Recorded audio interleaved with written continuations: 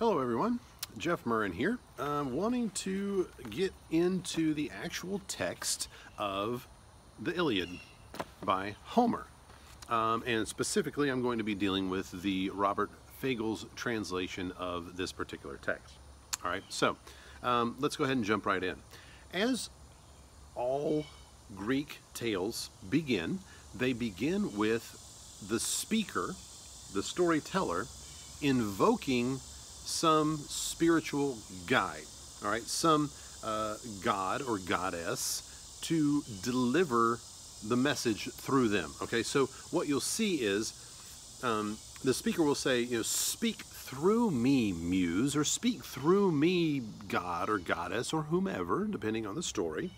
And what happens as a result of doing that is the speaker gains a certain bit of ethos. All right, if you remember that from 11th grade, ethos, a little bit of like, you can listen to me and you can trust my story because my story is not my story. My story is the gods speaking through me. All right, so I'm not the one who's necessarily running the story. I'm allowing the gods to channel me and use me as a vessel, and so therefore my story is a valid story. Okay, and we'll see this, and I'm going to read the very first paragraph here of book 1 on page 77. It says, "Rage, goddess, sing the rage of Peleus' son Achilles, murderous, doomed, that cost the Achaeans countless losses, hurling down to the house of death so many sturdy souls, great fighters' souls, but made their bodies carrion, feasts for the dogs and birds. And the will of Zeus was moving towards its end. Begin, muse. When the two first broke and clashed, Agamemnon, lord of men, and brilliant Achilles." All right, so you can see it's like, muse, speak through me. And the first word I think is interesting, rage. Because rage is very important here. We're dealing with Achilles and Agamemnon, two very hot-headed guys who absolutely see their way is the only way. It is their way or the highway. And you'll see them getting into back and forth battles amongst one another, like battles within the ranks of the Greek army that make their forward progression a little more difficult. All right, so we began in media res, okay, which means in the middle of things. The war has already been raging on. The stories of the Greek tales do not begin at like, okay, here's how this all began, and we're just going to start from the beginning and we're going to work our way all the way to the end.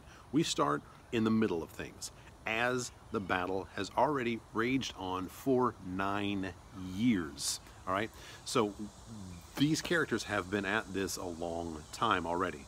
We're talking fatigue, we're talking irritation, we're talking, battles won, battles lost, all kinds of stuff. The frustration and horror and pain of battle, all that kind of stuff, kind of goes into where we are here, okay?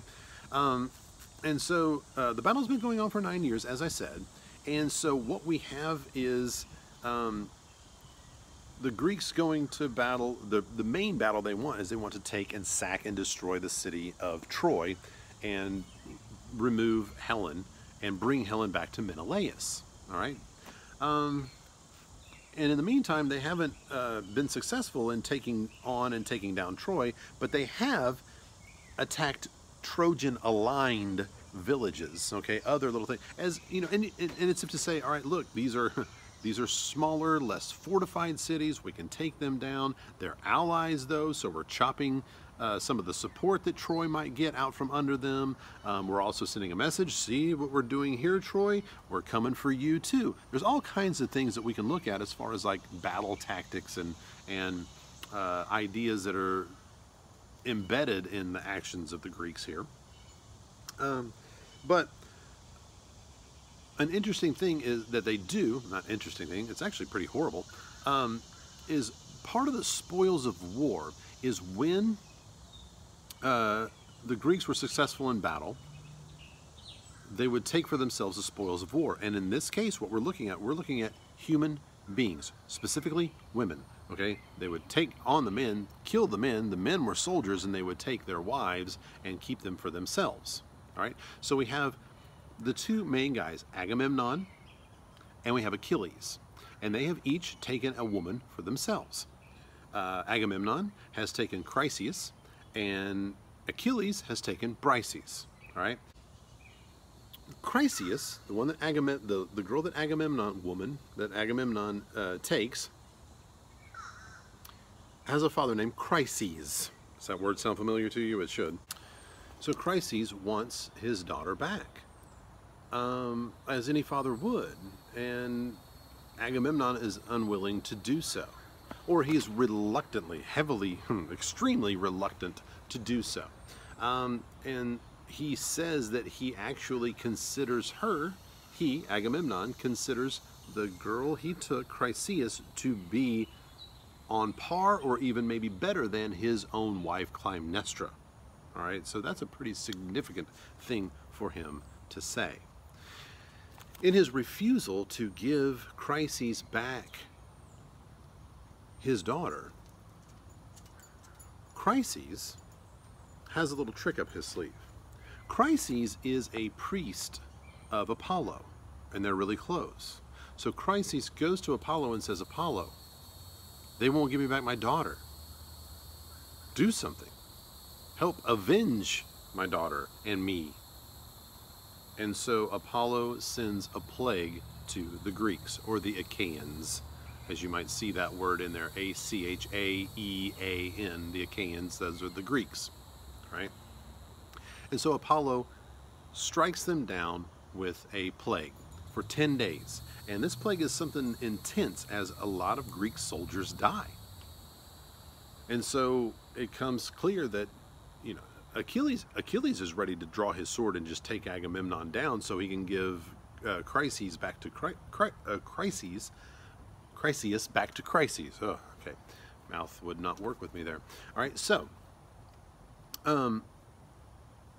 eventually Agamemnon capitulates.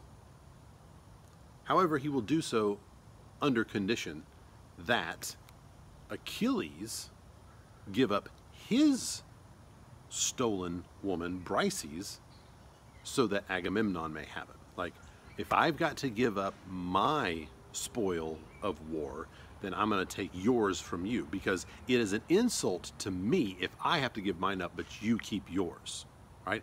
There's the main thing you got to consider here is just the pride of these guys, the audacity of these guys, and how they deal with one another and how they deal with other peoples around them. All right, so I want to read you kind of some of this back and forth. All right, and this back and forth begins. I'm going to begin on page 81. All right.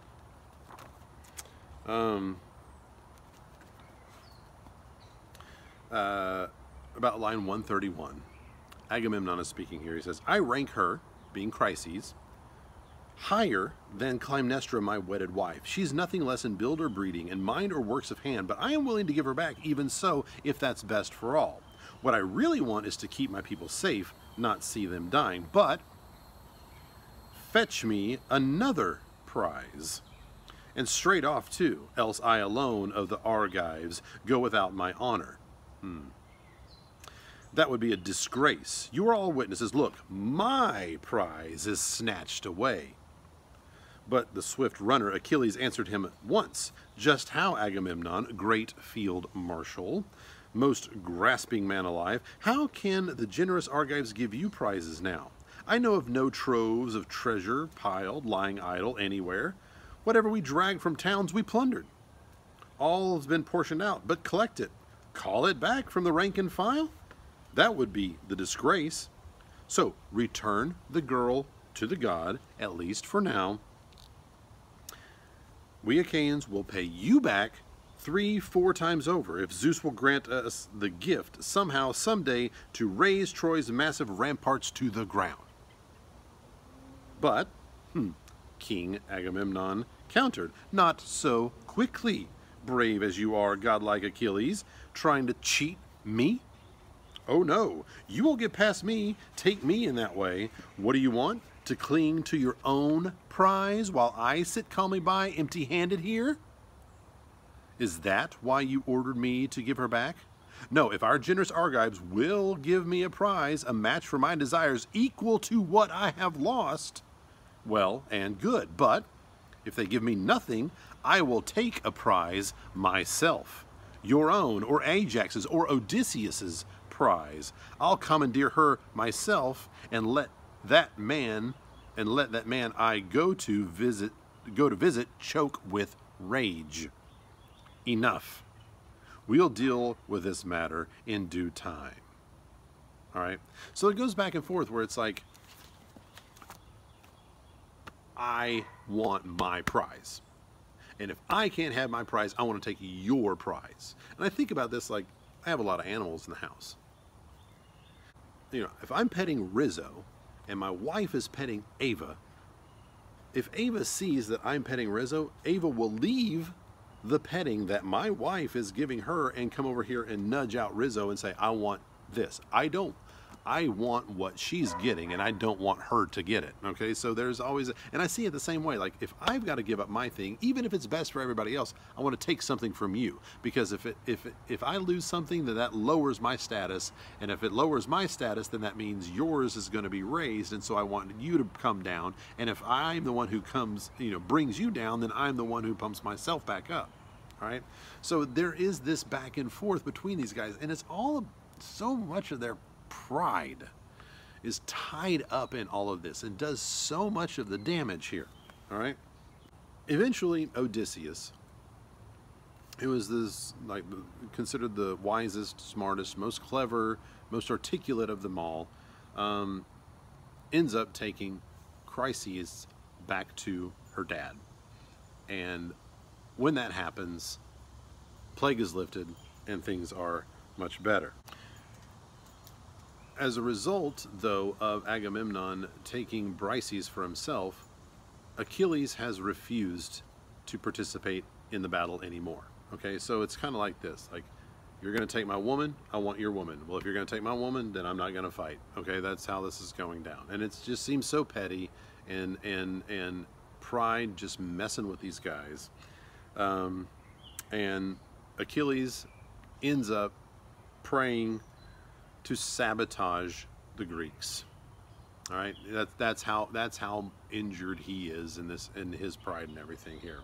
They see to it that you'll see how that plays out as we continue going on. All right, so I know it's a lot, and I hope my thoughts have been linear enough for you to follow here.